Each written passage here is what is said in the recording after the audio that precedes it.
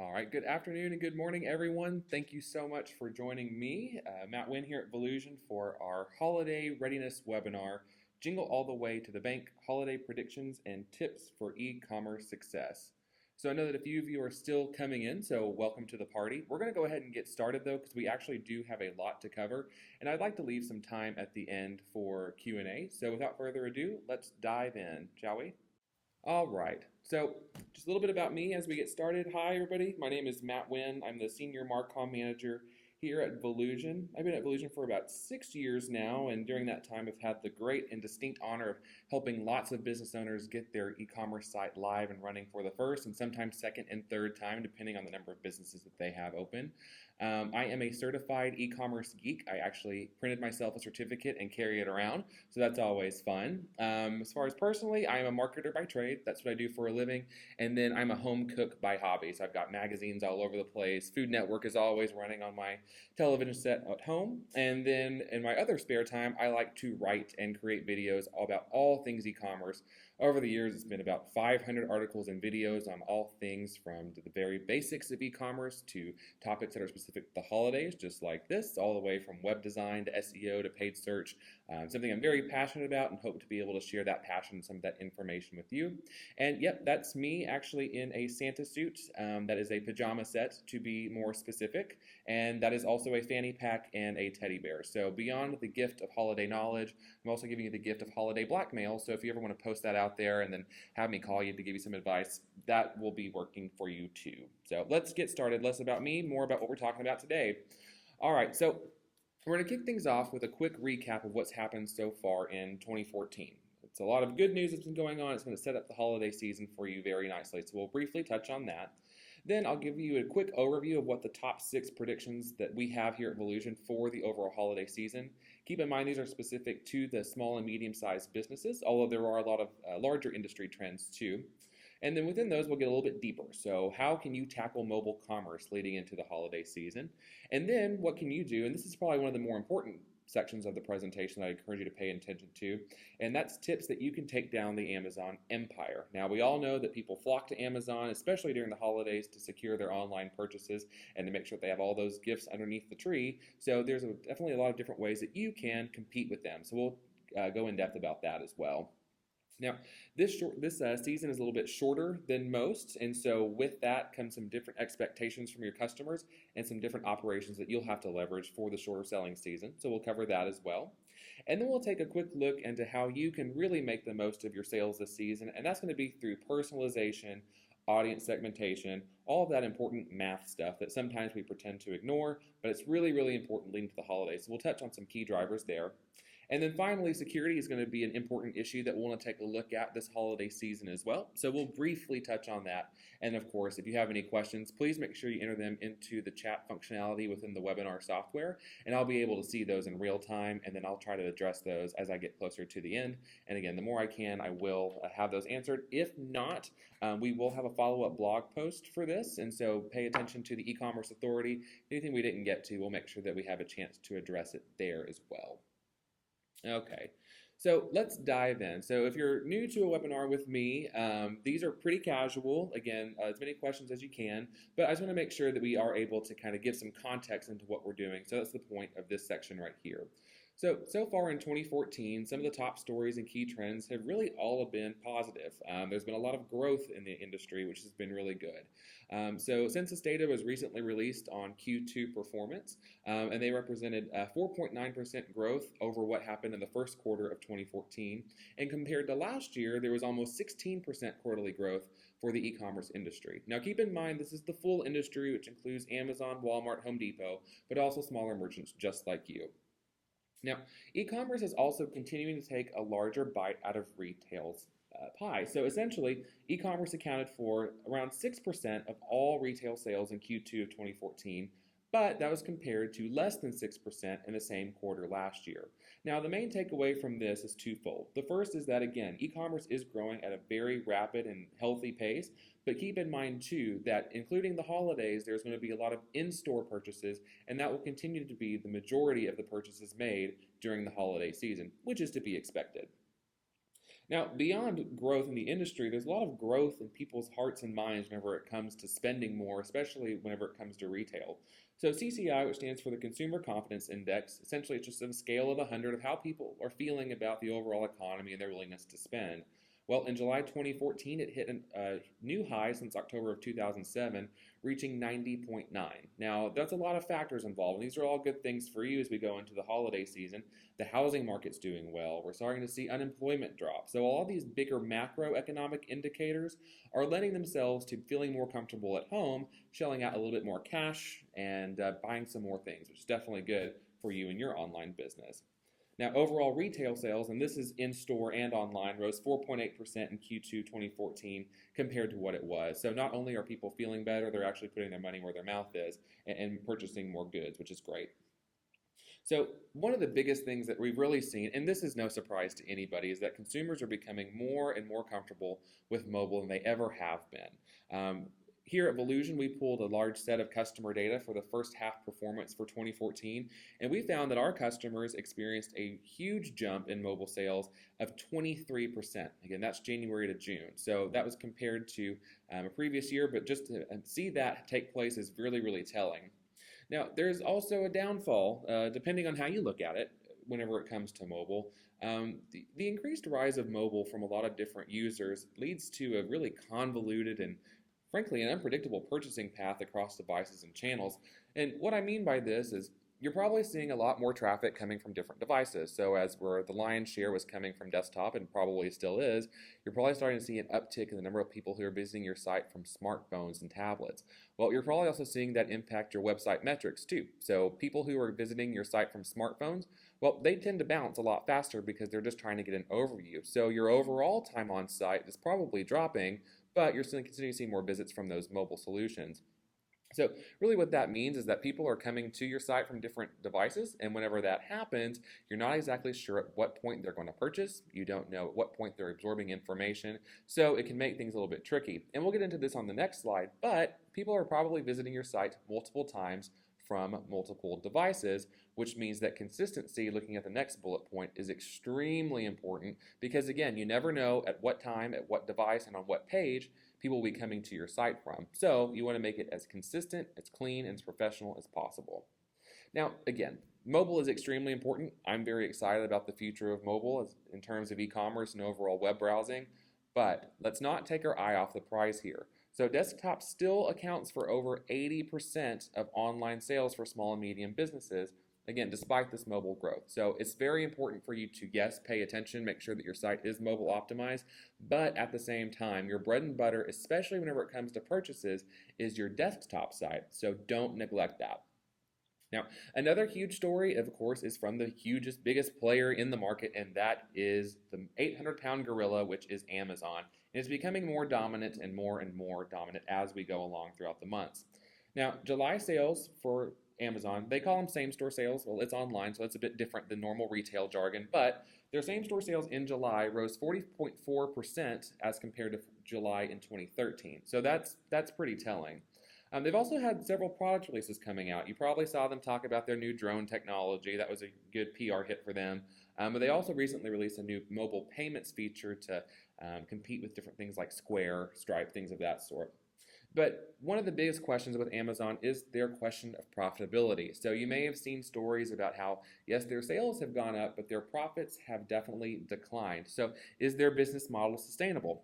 I personally think it is. I think they're making a lot of investments around the world and really looking into different warehouses and beefing up their infrastructure and finding new ways to build higher relationships. But there is that larger financial question of, is this ability for Amazon to have razor-thin margins really sustainable in the long term? So that's a heated debate between all of us e-commerce nerds. So definitely research that. It's pretty interesting stuff if you're interested. All right. So let's take a look beyond the past, and let's look into the crystal ball and moving into the future, namely the holiday forecast for 2014. So the way that this is going to work is I'm going to go through our top 6 predictions, and then I'm going to go through each of them individually, kind of point out why we made that prediction, what that means for you, and then more importantly, and where you'll really want to pay attention, is what are things that you can implement on your website or in your marketing materials to ensure that you are really hitting all of these on the head and you're getting ahead of the competition, including those big box retailers. So let's dive into that part. Okay, so here is the overview. Let's start off with the big headline, and that is here at Volusion, based on the data that we have pulled and outside market factors, we are predicting 9% holiday growth for online SMB retailers. Again, SMB stands for small and medium businesses, and so we are projecting healthy growth for that market. Now, we'll take a look at this a little bit later, but you'll probably see some other projections that are a bit larger. Now, again, that's for the entire industry. So what we're thinking is that for SMBs, still healthy growth, but a lot of that growth overall will go to some of the larger retailers. But never fear, you can definitely compete. So what can you expect to see this holiday season? Well, first and foremost, as we discussed, early 2014 and moving into the rest of the year, mobile will continue to rise in importance. Now, secondly, talking about Amazon again, you as a smaller retailer will definitely be facing additional challenges from big brands, not only in terms of what they're leveraging from a marketing and pricing strategy, but making sure that your customers and the people that you are looking to bring on to your business to buy your goods, really kind of detracting them away from those big box retailers and making yourself a viable option for the holidays. Now, third, like I mentioned, we're going to have a really short holiday season this year, so that's going to lead to, quote, some frantic shoppers. So people who are procrastinators like myself, well, they're going to put things off to the last minute, and that last minute comes a lot sooner. So that's definitely going to impact you and your customer service and some of your shipping and operational deadlines that you have in place. Now, fourthly, Black Friday and Cyber Monday, now they're going to break records again this year.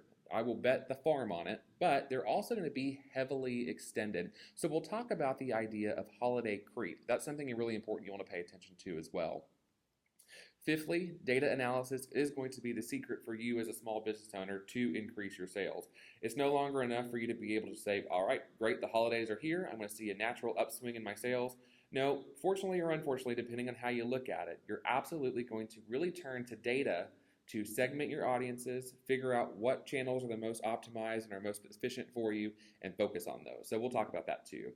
And finally, as you've seen in the news, there are cyber attacks and cyber threats everywhere, whether it's Target, whether it's Michael's, whether it comes from broken passwords, things of that sort. All the media attention around internet security and cyber breaches is really going to weigh heavily on the minds of shoppers. And while it won't detract them from shopping online, it's definitely something that we'll pay attention to. So there you go. Overall headline again, 9% growth is predicted for online SMB retailers. And these are the top 6 predictions that we have come up with. So let's dive into these a little more specifically. And again, give you more insight onto what you can do to make the most of these trends. Now, let's start off with mobile. So mobile traffic and sales will rise. And you're probably saying, well, yes, Matt, that's a given, but it really is important for us to continue to call out because mobile is here and mobile is not going anywhere, and it continues to take a larger seat at the Thanksgiving table. So in March 2014, IBM reported that mobile site traffic accounted for 38.2% of all web traffic, which is really pretty outstanding thinking about the amount of devices we have out there. And in terms of forecasting in November 2014, which is in the thick of the holiday selling season, IBM also projects that mobile will account for approximately 20% of overall e-commerce site sales. So that's definitely a larger margin than we saw last year. Now, as we kind of talked about briefly in the introduction slide, mobile shopping behavior really does depend on the device. And for you as a retailer, it complicates your experience. So let's take a look at shopping behavior in terms of what devices are being used for what purposes. Because once you have a better understanding of what the mindset is based on different devices, and honestly, whenever we go through these examples, definitely put yourself into your own shoes and say, okay, last time I was on this website on my phone, what did I do as compared to my tablet and my desktop? So let's start with smartphones. Now, 23.8%, and again, this is the same IBM report, of site visits came from smartphones, so iPhones, Androids, things that we have in our pockets all the time. Now, whenever it comes to browsing with smartphones, that's the name of the game right there. It's for browsing, and whenever it comes to products, it comes to product research. Now, while we have seen an uptick in purchases from smartphones, the lion's share of purchases are still coming from tablets and desktops. So really, the point of your site in terms of smartphones is to quickly and easily provide information so that customers can quickly and easily browse through your site and find what they need. That way they can either figure out, yep, that's the product I want to buy, or bookmark you and come back later for additional research. Now, when it comes to tablets, and this all has to do with screen size, right? You can see the level of involvement with your site through a different device really depends on the screen size and level of dexterity that people have as far as inputting keystrokes and things of that sort. So moving to tablets, tablets are used, again, primarily for research and moving more into purchases. Now, site visits from tablets is a lower percentage than smartphones, but the time on site that comes from tablets is much higher than on smartphones. Bounce rates from tablets are much lower than you see on smartphones. So when someone comes to your website on a tablet device, they're a lot more likely to further engage with your content, browse through your product offering a bit more, and really be a lot more likely to purchase than they are on your smartphone. Now, and just think about this from an anecdotal standpoint, yet again, whenever you're going to a website and you see this perfect, Santa suit that you want to buy. Well, whenever you're on your smartphone, you don't have a lot of room for your thumbs to enter your credit card number. It's kind of cumbersome to put different fields into there. It's just not the best user experience. So, you can go back to your desktop or to your tablet where you have a lot more free form with your fingers and for inputting that information. And it's really, really much easier. And frankly, a lot of people feel a lot more secure making purchases from their tablets or desktop.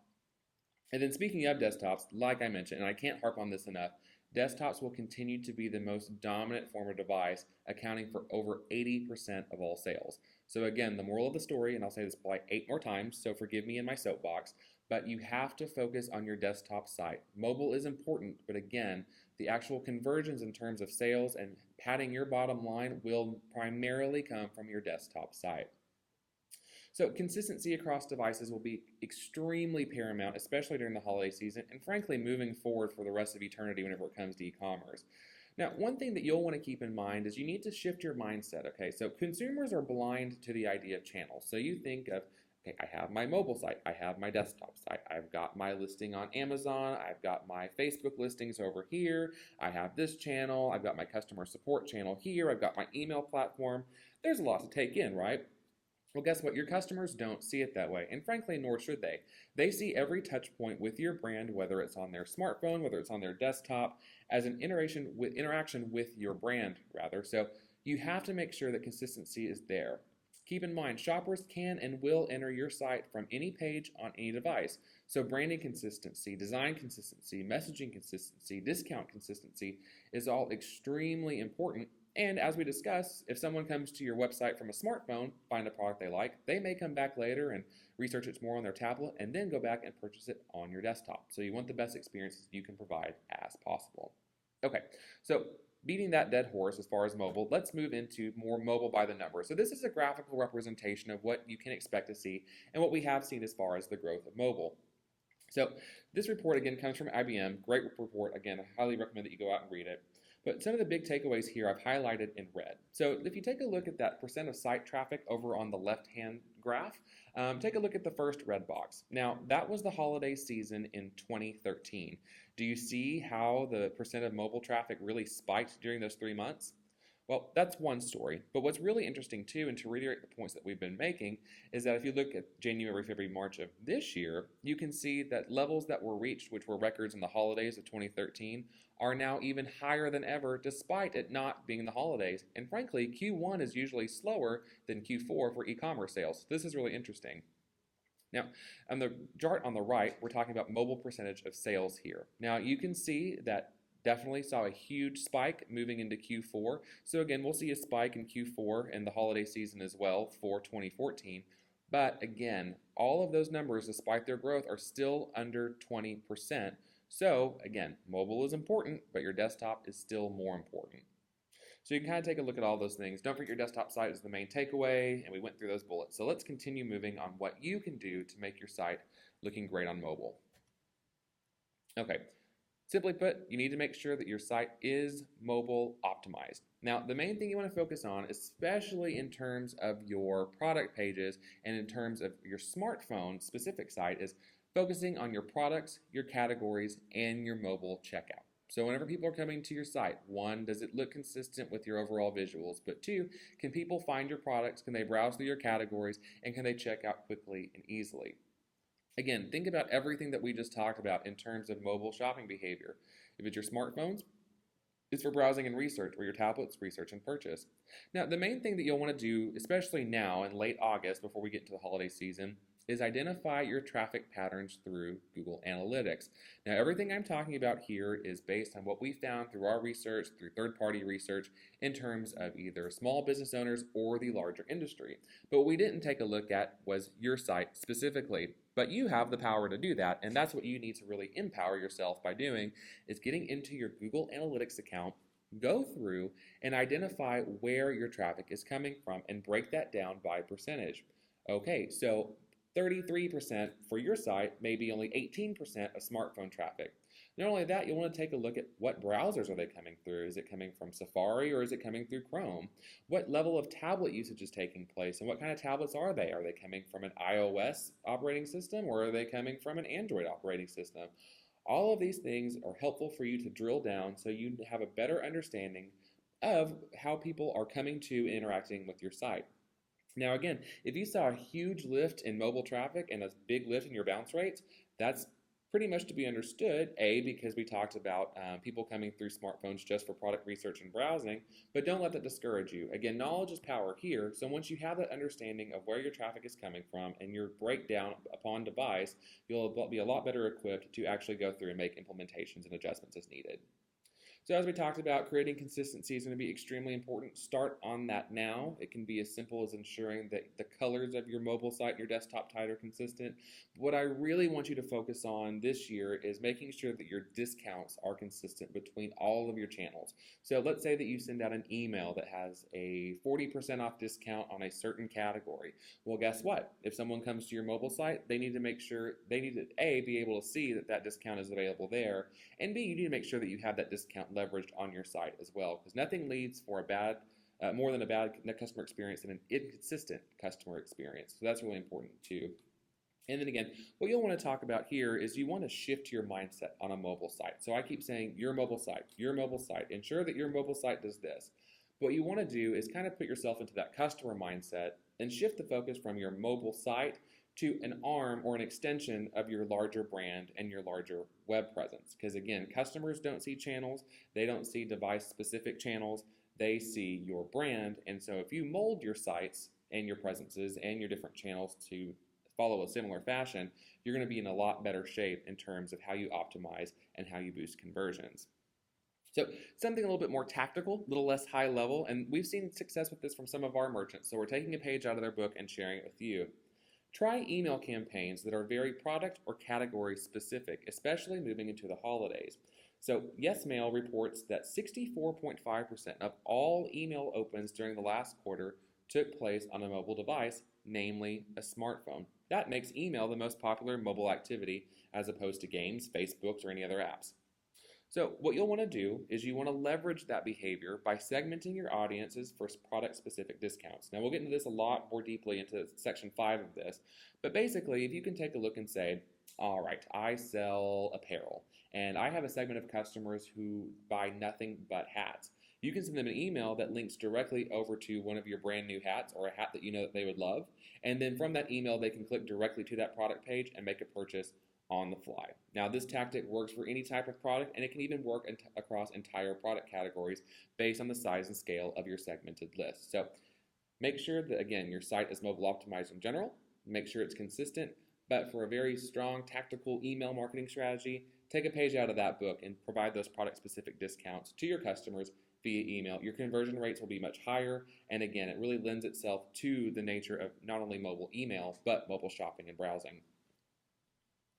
Okay, so now that we've talked about mobile, let's talk about the elephant in the room, and that is Amazon. That is your Walmarts, that's your Home Depots, that's your Best Buys, that's your Targets, that's all of the big box retailers that are immediately coming to mind whenever you think of, I need to go shopping, including online. So let's take a look back on the predictions. So the majority of holiday growth, in our opinion, is going to go to the largest retailers. And as we saw with Amazon's results, that's going to be the case. So NRF, you can see their prediction, eMarketer. The reason that their predictions are higher is because a lot of that growth in terms of overall e-commerce dollars will be going to those big box retailers. But again, 9% growth is nothing to be ashamed of. And it's very healthy and is a really encouraging sign for your small business. So Amazon is going to be that dominant player again. I mean, whenever you associate online shopping with any brand, the first one is Amazon, and that's true for a lot of retailers, especially across the country and across the world. So you can see their overall sales year over year rose 23% in Q2 2014 versus 2013, and then again, same store sales was really, really high for them. So they're really knocking it out of the park. But what I really want to focus on here is that the revenue gap is continuing to widen, and it will during the holiday season. So let's take a look at this. Last year, the Internet Retailer Top 100, so the top 100 online retailers in the world, they saw 17.4% overall growth for the year. Now, their top 200 to 500, which are still very large retailers, they only saw 12.3% growth. So what this really means is that, I guess you can say, the rich are getting richer and the not so rich are not being as rich as well. Now, what's driving this? Well, comparison shopping and brand awareness are the two main drivers, and that's what you need to keep in mind as far as a consumer behavior standpoint, because comparison shopping is the key driver, right? Everyone's looking for the best deal, and that's one of the beauties, or curses, depending on your opinion, on online shopping, is that you can easily compare prices across product categories, across brands, across multiple websites, all in one place. Now, the largest retailers, they have the strongest distribution chains, they have the strongest relationships with their suppliers, they have the highest ability to really scale so they can cut their profit margins, still be profitable. So they have just a leg up on you in terms of offering lower prices. So that's one thing. The second one, too, is just sheer brand awareness. So whenever you think of shopping online, you're probably going to go to your favorite big box retailer as opposed to thinking of your favorite local or small business. So those two things is kind of what's leading to this revenue gap, which will be a big pillar during the holiday season. But have no fear. There is a lot of things that you, as David, the small business owner, can do to take down big retail's Goliath. So I've got a picture of a slingshot on here, just paying homage to that tail. And this is what you can do to load up your slingshot and take down the empire. Now, here's one of the biggest things that you're going to have to look at, and that is customer retention. You need to tap into your existing customer base early and often. Now, America's Research Group says that for this year specifically, smaller merchants will need to retain 70% of their existing customers to succeed in this holiday season. So in order to do that, you need to really start reaching out to them via email and leverage your loyalty programs. So if you have a loyalty program built into your software, use it. If not, find a way to create one, because if you can incentivize people to come back to your site, it's going to be a lot easier sale and a lot higher conversion with someone who already is familiar and had a great experience with your online business as opposed to acquiring someone totally new. Now, another reason I focus on email so much because it is really the #1 channel for customer retention and constant customer communications. So get started on that as well. And then if there's anything that you can do to incentivize existing customers to recruit new ones, that's a great idea. So do you have shareable coupons? Do you have a reference program that you can enable? There are a lot of great tools out there where you can instill refer a friends, or you can get a lot of different ideas out there, but how can you turn your existing customer base into your sales base and reward them with a coupon or discount or more loyalty points? All good things there. We'll get into email a lot more in depth here in a little bit, but again, I can't harp on that fact enough. Now, another thing that I want to really focus on this year is once you get someone to your site, keep in mind it's a lot more expensive to bring someone new to your site than someone that's already been there. But whatever the case is, you'll want to work to increase your AOV, which is your average order value, and your items added to cart and purchased per order. So essentially, if you're going to have people coming to your site, you want them to buy as much and as many items as possible. So how do you do that? Well, get started by being personalized. Leverage personalized product recommendations. Again, this goes back to data segmentation, which we'll touch on, but you really want to make sure that you're tailoring that message and that experience based on past purchase behavior. So let's say, for example, if you are selling skis or someone purchased skis from you last winter, well, guess what? Maybe you have new toboggans, or maybe you have new ski wax, or maybe you have new poles that you would recommend to them that would be a perfect complement to their previous purchase. That is a savvy merchandising technique that you can leverage through email, your homepage placements, even product page placements. Now, another thing that you'll want to do, and this works every single time, if I had a highlighter on this thing, I would highlight it for you. Offer free shipping, but only at a certain dollar amount. Now, we all know that free shipping is by far the #1 promotion that does wonders for online businesses as far as converting more deals with online shoppers. But if you're offering free shipping on a $3 item, guess what? Your shipping cost is going to take away that profit that you just made, and you could find yourself in the hole easily. So to prevent that and to continue to pad your margins while also helping people spend more and increasing that AOV, say something along the lines of free shipping with orders at $50. Free shipping for orders over $100. So let's say that you're selling clothing and you have a free shipping at a $100 deadline. If I buy all this stuff, I'm probably going to say I get to my cart to $92. Well, I'll probably go buy something small to push my order over the $100 mark so I get that free shipping. So you've increased your items per order and your average order value while still maintaining your margin to pay for shipping. So really good technique there that you can actually use beyond the holiday season, but very specific to the holiday season is very helpful.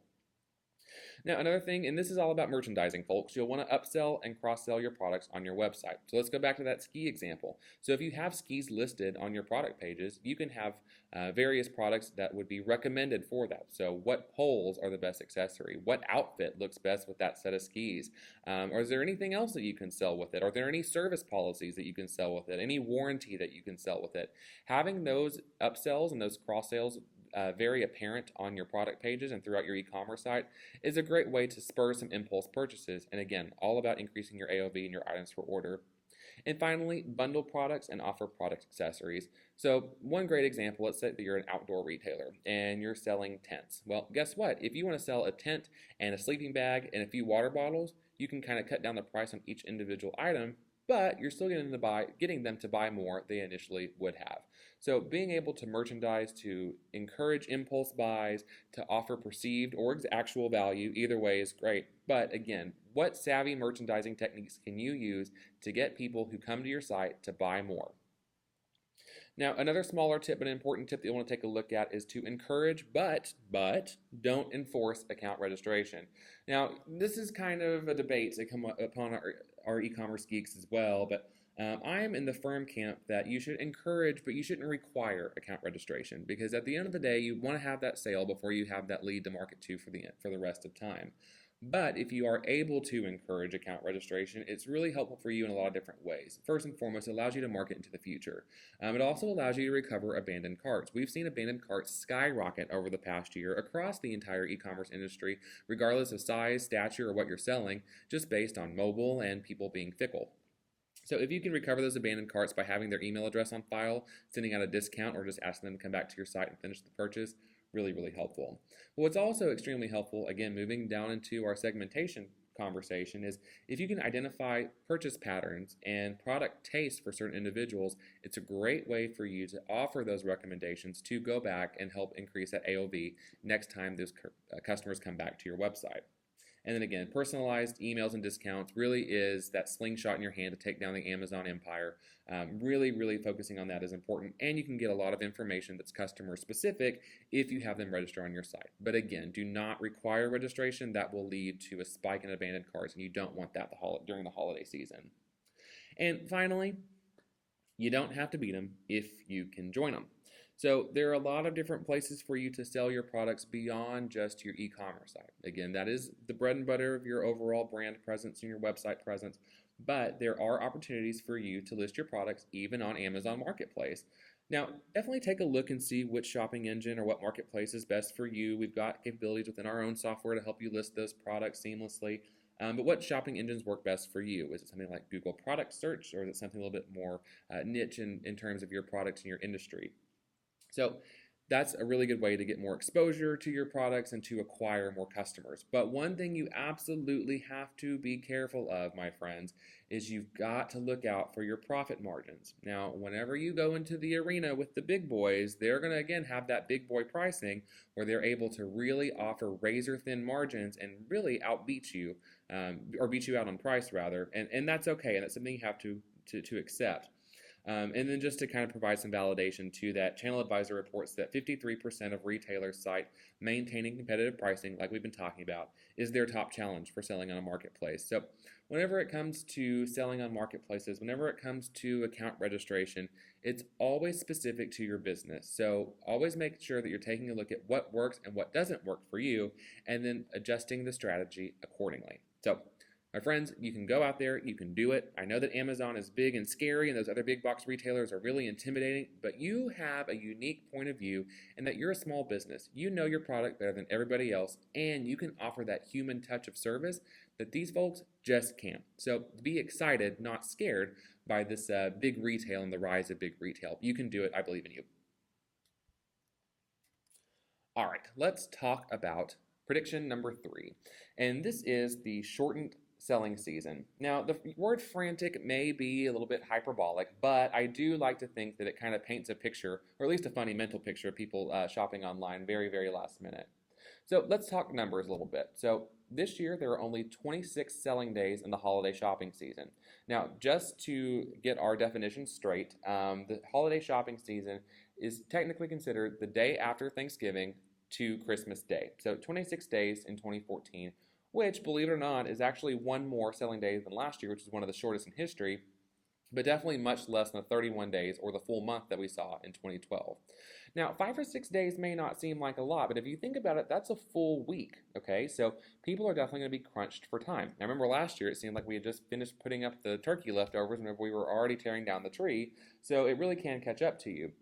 Now, what's really important from an operational standpoint is to keep in mind that with shorter time leads to shorter deadlines. So in 2013, 32% of North America's top 25 retailers were not able to deliver or fulfill their online orders on time. So these retailers essentially were the Grinch that stole Christmas, and they were unable to get those products under the tree or in front of what they were looking for on time, which was really, really bad from a customer experience standpoint, and you don't want to do that. And if you're wondering about the history behind this shortened selling season, well, I've got a nerd fact for you, as I always promise. Back in 1939, FDR moved Thanksgiving to the third week of November from the traditional fourth week, from 39 to 41, to increase holiday revenue. So, little known fact, I watch my History Channel on the side as well. And some of you may be thinking, let's take FDR's book out again and move that back so we have that extra week. But just so you know, there's a little fun fact for you. Now, what does this really mean for you? What does a shortened selling mean to you as an online retailer? Well, rush shoppers, well, they're a little bit more frantic, they're a little less patient, and so that means that they have really high expectations for customer service, even more so than if they had the regular time they normally would. So let's take a look at some stats to help you out here and prove the value of customer service. So 55% of customers say that they would pay more to receive better customer experience. Well, guess what? That is a hole in the big box retailer's armor, and that you as a small business owner don't have as much volume. So you can really reach out and offer that truly personalized, great customer experience, which allows for them, for shoppers to pay more because they feel like they're getting a better holistic experience. Now, 83% of consumers require some level of customer support while making an online purchase. That's really important too because there are things that you can do on your website to either proactively or reactively offer that service and close the deal. And keep in mind too, hey, it's 2014, it's the 21st century, we're in the social media age, we are expecting immediate, real-time customer service interactions, and frankly, your customers don't care if you're the biggest retailer in the world or one of the smallest, they want answers and they want them immediately. Now, the good news though is that shortened selling period definitely lends itself to the convenience of online shopping. So I don't know about you, but I do not like going to the mall. I don't like going to Target. I don't like going to Walmart, especially during the holiday season because it's just crazy. It's just crazy. I don't want to fight somebody for a Furby or a Tickle Me Elmo. I just don't. So what I do is I go online. And with that lessened week in the 2014 holiday season, there are going to be a lot more people in that boat and they want to sit back in their jammies with their cup of coffee and they want to buy online as opposed to fighting the crowds. So that's great. And a little fact to validate that, 28% of all shoppers, just like me, prefer to shop online for the holidays solely to avoid crowds, which is a good news for you. All right, so let's talk about delivering exceptional customer experiences. Now, the good news, my friend, is that if you already have an exceptional customer experience and you've got all these measures in place, you're in good shape. All you have to do is scale them up and prepare for the influx of inquiries that will be coming through during the holiday season. So it's all common sense, right? Make sure that you treat everyone with respect. Make sure that you are answering things quickly. Make sure you're giving the best brand experience as possible. Make sure that you're making exceptions if appropriate to really make customers feel special because customer service really is the best way to retain your customers, which as we talked about is extremely important. But here are some holiday-specific tactics that you can implement based or in addition to your already stellar customer service strategy.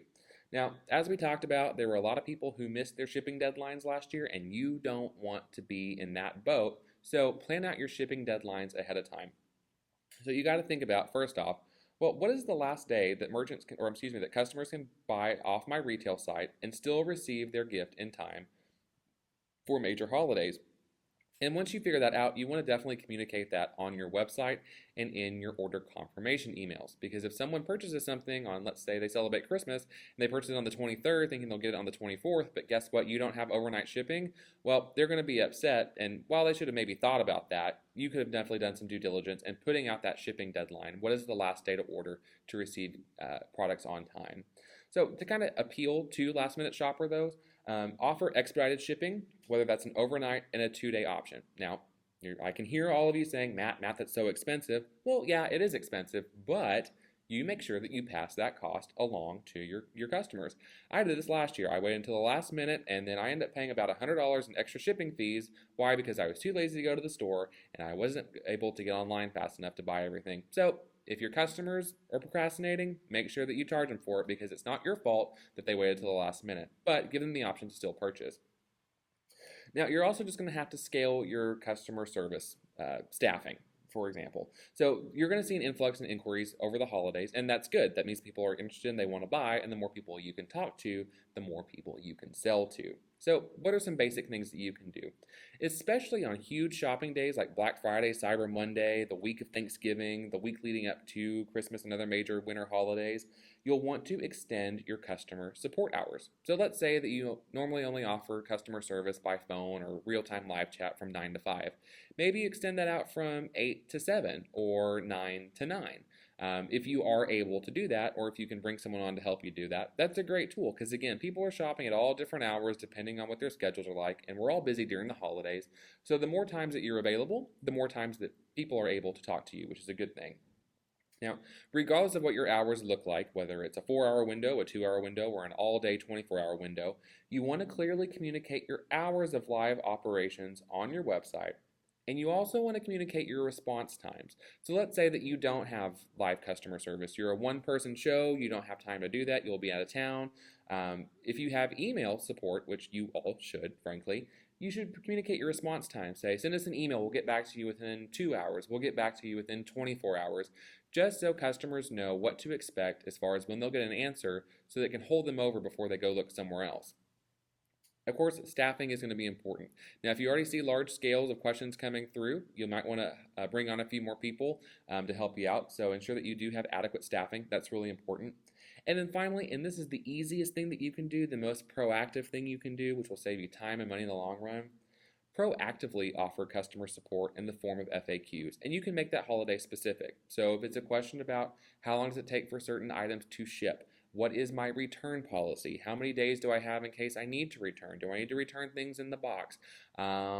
Really, anything that you get in your CRM or any questions that you receive on a regular basis, take a look at those, put them into an FAQ page, link to that FAQ page from your transactional emails, including your order confirmation. Make sure that you have the tracking number included for the shipping provider as well. So the more information you can give up front, the better, because the less likely they are to come to you with questions, which means that you have more time to focus on selling as opposed to answering questions, which of course, again, is still very important.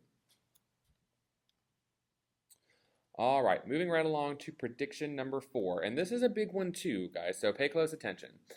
Black Friday, Cyber Monday break records. Yeah, we all know that. But holiday creep becomes a much bigger story. So let's start with the big days, and that's Black Friday and Cyber Monday. Again, historic volume. So Cyber Monday last year was the biggest day of sales in e-commerce history, grew 18% to reach over 1.7 billion. Black Friday was the third biggest day. The day after Cyber Monday was the second biggest day. Again, this is an online history. The entirety of the internet, that was the biggest selling days. And it's going to hit new records this year too. So people are also looking at from a consumer standpoint, they all know, all right, it's Black Friday, it's time for me to buy something. But retailers are also really looking to capitalize on this. So that mix of continued trends and consumer behavior will definitely help push those records to even new highs this year. Now, what I really want you to focus on, though, is this term of holiday creep.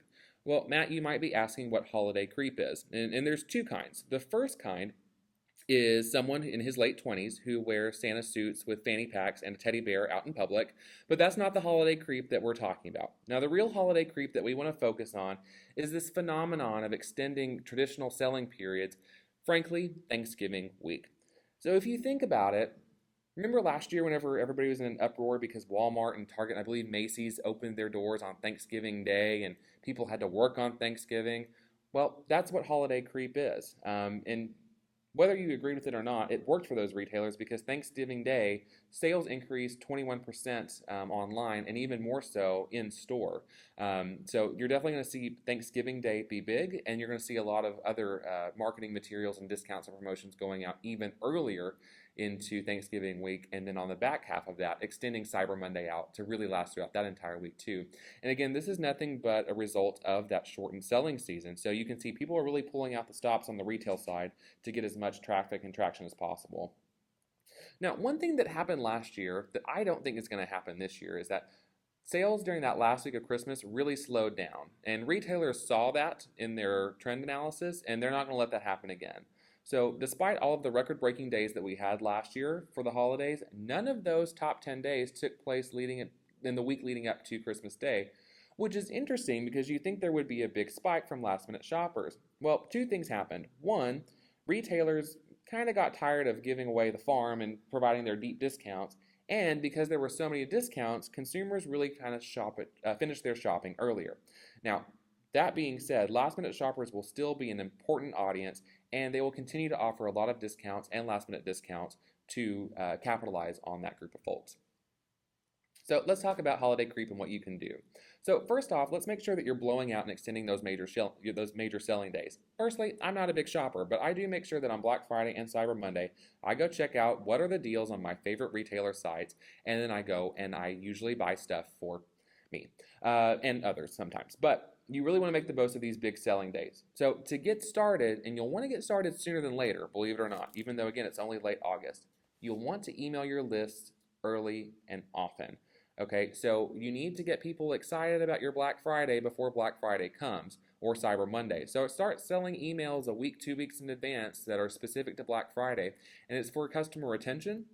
Say, hey, current customers, we're giving you a sneak peek as one of our most loyal shoppers into a discount across all of these different products. Again, really make them feel exclusive, and if you can get them in early, they'll go ahead and close that deal as opposed to going to Amazon or Target or somewhere else on Black Friday as opposed to your smaller shop. Like we've been talking about all presentation long, focus on your existing customers. Another cool thing that you can do is to offer flash sales on social media or through your email campaigns to encourage impulse buys. You can say 1 hour only, 40-50% off everything in store. Of course, use your percentages based on your margins. Don't just take my word for it. But if you can really get people excited and say, oh my gosh, I only have an hour to buy this, I have to have that product right now, you'll get that impulse buy and you'll steal that impulse buy away from Amazon or someone big. So you can really make the most out of Black Friday by creating a sense of urgency. One thing that I will continue to harp on is that you need to start planning for your visual assets now. Yes, it's not September yet, but it takes time for you to figure out what your design is going to look like that's specific to Black Friday and Cyber Monday. You're going to need homepage banners. You're going to need email templates that are all specific to these huge selling days, so get started on those now. Our design team gets really busy, so place your orders if you want us to help. If you're looking for a third party or a freelancer, or you're looking to do it yourself, guess what? Everyone is going to get busy with the holiday season coming up, so you need to start strategizing and planning for those visual assets now. And then also you want to take a look at some additional value adds so you don't have to compete solely on price. So again, that goes back to our merchandising conversation. What accessories, what products? Is there anything that you can do? Say, for example, if you buy $50 worth of product, we'll give you a $5 gift card, or we'll give you 5% more loyalty points than you would have normally gotten. So again, really increasing that AOV, that average order value, so you're not so focused on price in comparison to the big retailers. So join that holiday creep movement. Again, the first type is joining me for a Santa crawl and getting our fanny packs out. But to make you some money, I recommend going with the overall movement, which is starting your Black Friday deals early. Thanksgiving week, Thanksgiving Day are going to be huge, so make sure you account for that. And as far as a marketing budget standpoint, yep, I brought out the B word, your budget. You need to allocate by far your heaviest marketing spend leading up to this week to attract as many customers as possible. Now, yes, I've been talking about retaining your customers a lot, which is extremely important, but you will still need to acquire new customers to really make the most out of the holiday season. So plan your marketing budget out accordingly, really leading up to these big days. And like we talked about, some exclusive deals and sneak previews to your existing customers to keep them away from the competition. And then on the back end of that, you'll want to build a plan out for the final week of your holiday season. Again, it's still about email. You can write very timely emails, say 3 days left to get those gifts before you can't get it from shipping anymore. Promote those expedited shipping options. So let's say it's December 23rd. There's still time. Get overnight shipping to get your product here as soon as possible. And then one great thing too, heavily promote digital gift cards really close to the end of the holiday selling season, because if there's, oh no, I forgot one of my nieces off of the list. Oh wait, I can go to your website and get a digital gift card and email it to her immediately. Cool, I can take care of that. No big deal, and you can get a lot of value and a lot of extra sales dollars through that tactic. Okay, so let's talk about what some of you may think is the boring one, what some of you may think is the difficult one, but frankly is going to be really instrumental and key to making your holiday selling season a success. So as we talked about, the big box retailers are going to see a lot of growth this year, and you're expected to see a lot of growth too. But if you really want to stand out from the crowd, you have got to take a look at your data analysis and your audience segmentation. But Matt, I hate math. Trust me, I know. I made an F in calculus twice in college. It's not easy. It's not fun for some of us, but you really have to get down into it and figure out what you're going to do to really make the most bang for your small marketing buck. So let's talk. Competing with large retailers is going to come down to one thing, and that's personalization.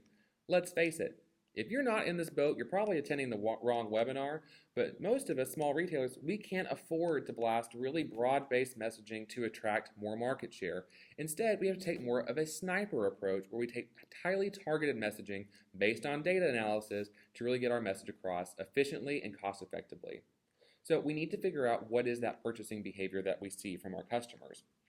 The good news is, though, is that folks, consumers are really now kind of aware of what marketers do for a living. We pull data and then we appeal to them based on their previous shopping patterns and what their tastes are.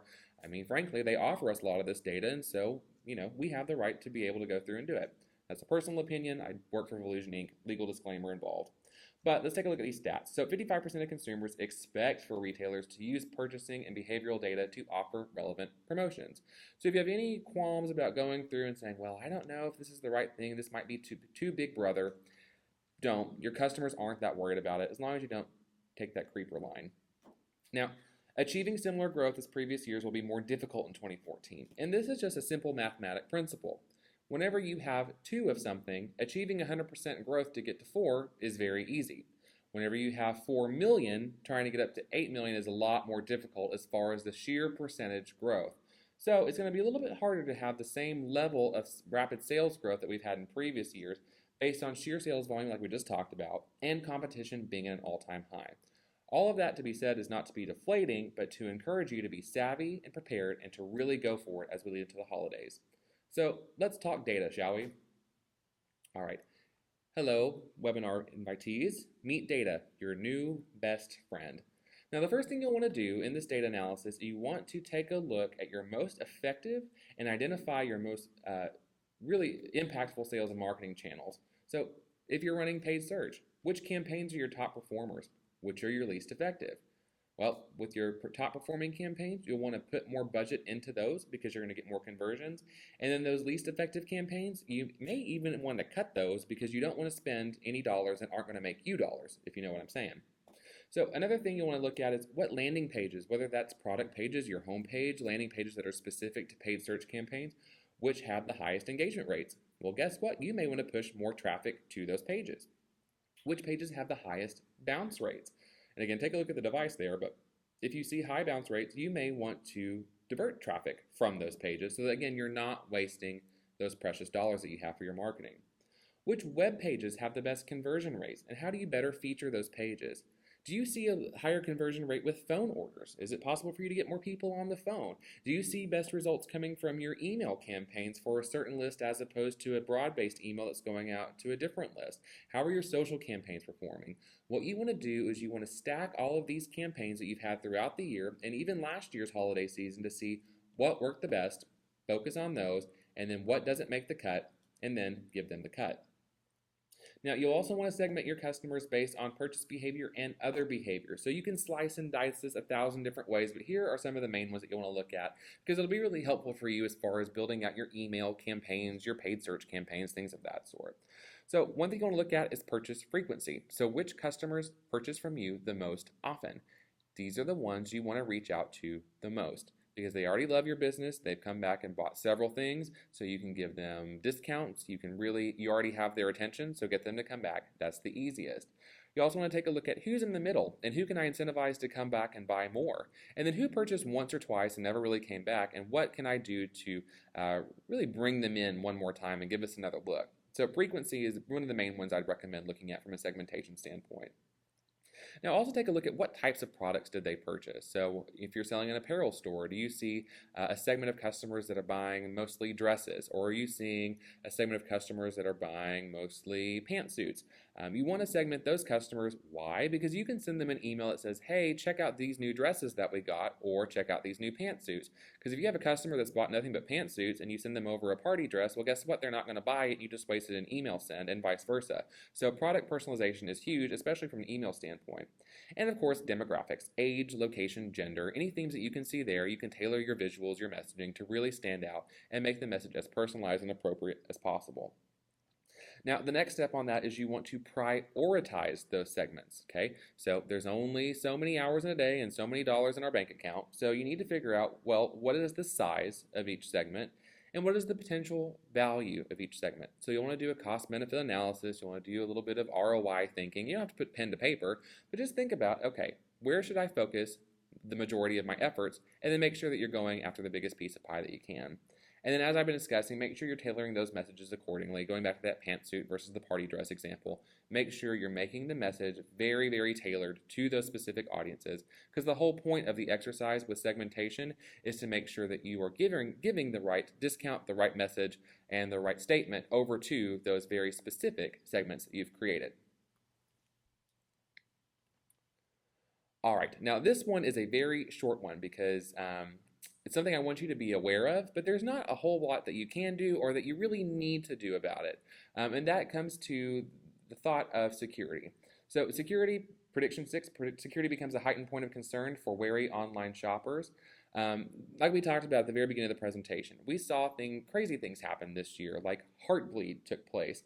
The Target breach, they're still reeling from that. We saw Russian hackers steal over 1 billion passwords. So the more that cybersecurity is in the news, the more top of mind it's going to be for customers.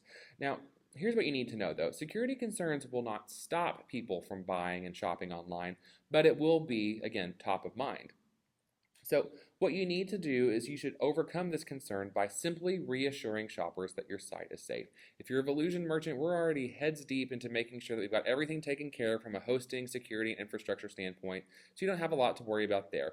Depending on your hosting provider, take a look and see what they're doing to make sure that you're prepared for the holiday season. But as a small merchant, what you need to do is offer that level of reassurance and confidence. So one easy thing you can do is make sure you're displaying security seals, especially your SSL seal, on key pieces of your website, like your header, your footer, checkout pages, things of that sort. Another big thing is to offer your contact information. If people know that they can get in touch with you with a question, they're going to be a lot more confident there's someone on the other side of that website that will actually be able to help. They'll feel more safe and secure. And the main thing that you want to take a look at is really, again, back to site design. A clean, professional site design will boost your overall brand credibility, which will boost your overall security credibility and make shoppers more comfortable with actually purchasing from you and entering their credit card information directly onto your website.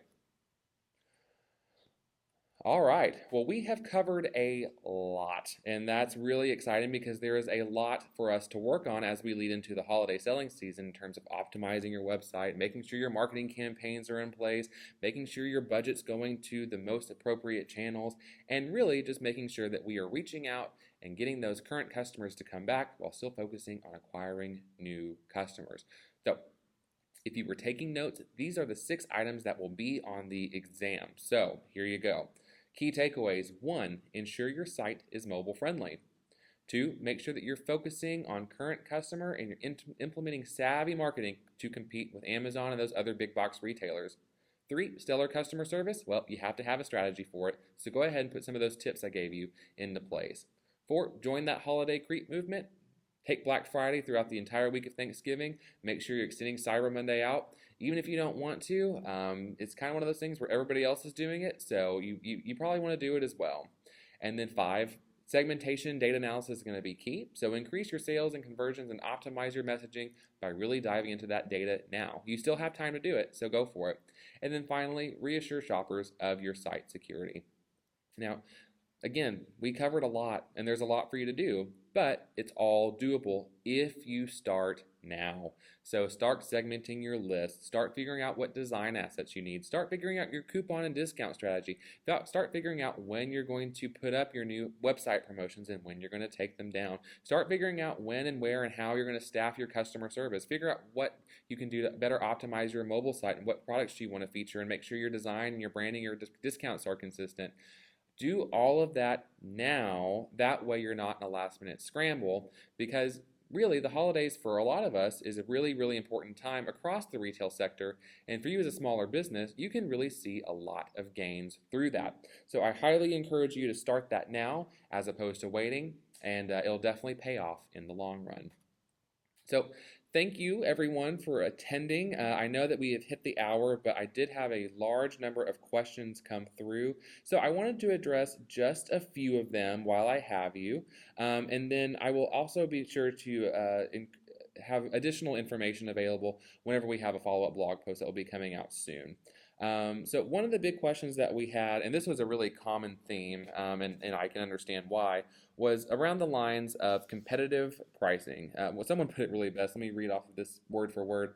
Let's see. I've slashed prices all I can, and I'm not comfortable competing with Amazon on price anymore. Is there anything else I can do?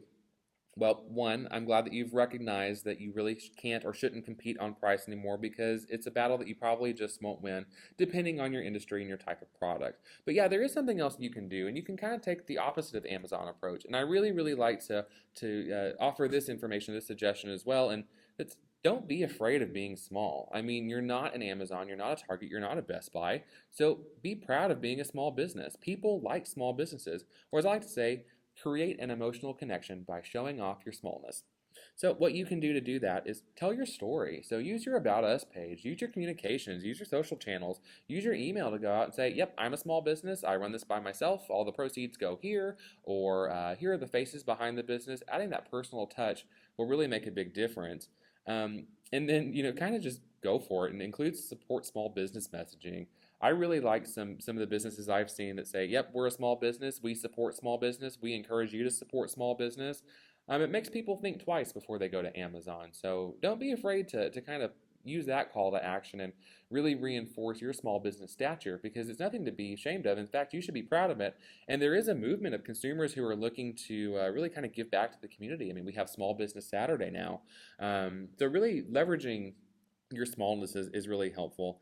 And one thing I'd recommend too is that, that customer service is so critical. I mean, you know your products better than anybody. I mean, if you think about it, let's say that you're going to a wine tasting. Well, you want to go to a specific sommelier who is well known, and maybe it's a little bit more expensive and maybe it's a little bit more of a drive, but you go because you want to get that personalized experience. You want to get that true expertise and that knowledge, and you can offer that, especially if you're offering, a kind of an interesting or niche product. So really what it boils down to is compete on price as much as you possibly can, but don't let that be the end-all be-all of your holiday strategy, because frankly, you won't be able to compete nearly as well as you think you would. But really just don't be afraid of being small. It really is a bigger asset than you think it is. But excellent question for that and for several who submitted it. Okay, let me take one. Let's see, another question. This is a pretty common theme too, and in terms of email marketing, and yes, I apologize. Person mentioned that's enough on email, but I really can't harp on it enough because it was super important and will be very important moving into the holidays. And the question is essentially, we're talking about sending emails early and often, but how early is too early, and how often is too often? And that's a great question. It really depends on a few things. One, you want to take a look at, well, essentially, you need to take a really big gut check and do a barometer on how many emails are you currently sending. Now, are you sending once a week? Are you sending once a month? Are you sending once a quarter? Are you not sending any emails? Because the thing is that people are not used to hearing from you, and then all of a sudden you pop up and start sending them emails once or twice a week. They're going to mark you as spam. They're going to unsubscribe from your list, and you've just lost a really important marketing channel. So the first step is really the answer to the question. It's all totally dependent on what your current frequency is, but figure what that is first. Secondly, you need to know too that most retailers, actually all retailers, up their email sends starting in October. So October is a great place to get started with that. But again, if you're not sending a lot of emails right now, what I'd recommend doing is starting sending some emails out to your base that aren't holiday specific. So get them used to hearing from you again. Remind them that you're still there, and get them into get you into their consideration set in terms of being an actual viable source for buying products for the holidays. So again, it's all relative. I wish I had an answer that was, well, if you send 3 emails a week for this period of time, it's not too much, but it really is a case-by-case basis. So again, take a look at your current frequency, and then always make sure you're looking at your email metrics too. If you're seeing a big pop in unsubscribes, taper it down a little bit, adjust the messaging, but definitely go out and get excited about email because it's something to be excited about. Okay, last question, because I know that I am definitely going through a lot, and I've taken up a lot of your time. And again, we'll have more follow-up questions available on the blog. And this was a question about the methodology of the prediction, and I wanted to address that. So the question was, I got from about 4 people, how do you come up with the 9% prediction from Volusion? So just to geek out a little bit and share some of the methodology behind that, what we did is we took sales data from our 40,000 merchants as a whole, and we took a look at that based on an industry level and the entire piece in the entire pie. So what we were able to do was trend different growth patterns. We compared those year over year for the first 6 months of 2014 compared to the first 6 months of 2013. We also took a look and compared to how the 2013 holiday season compared to numbers we saw in 2014, and how that differed between the 2013-2012 performance and 2013-2014 performance. So if I'm not boring you yet, stay with me. Then what we did is we also took a look at external market factors. So we took in a lot of analyst research that we had access to. We did a lot of third-party research, and we went through and we saw some external market factors. So of course, rising demand. So all of that census data I shared with you, well, that's been oncoming, and so we factored that in there as well. We also knew that mobile increases were going to be really paramount this year in terms of both site traffic and overall sales figures, so we put that into account. And then we also knew, though, that there's going to be some challenges from big box retailers. So at first we saw this 15% prediction from someone else, and we were like, well, that's a little bit different than ours. But then we continue to really take a look at that data, look at those market factors that are specific to small and medium businesses online, and that's how we came up with the 9%. So super excited about that percentage growth. We're really thinking it's going to be another record-breaking season for everyone, but a great healthy season for SMBs as well. So we are going to be here for you all season long. Pay attention to our blog, our Facebook and social channels. We're going to have a lot more information in terms of what you can do from a design aspect for the holidays, SEO, paid search, general holiday trends, all sorts of stuff. So we are here with you all season long to make sure that the 2014 holiday season is a very merry one for you, your bottom line, and for everyone that you're supporting through your online business. And as always, thank you so much for attending our presentation today. It's been a blast. I've really enjoyed geeking out with you and sharing some of the key trends and predictions, and more importantly, what you can do to stay on top of them all season long. So as always, from me to you, happy selling, and thanks for attending.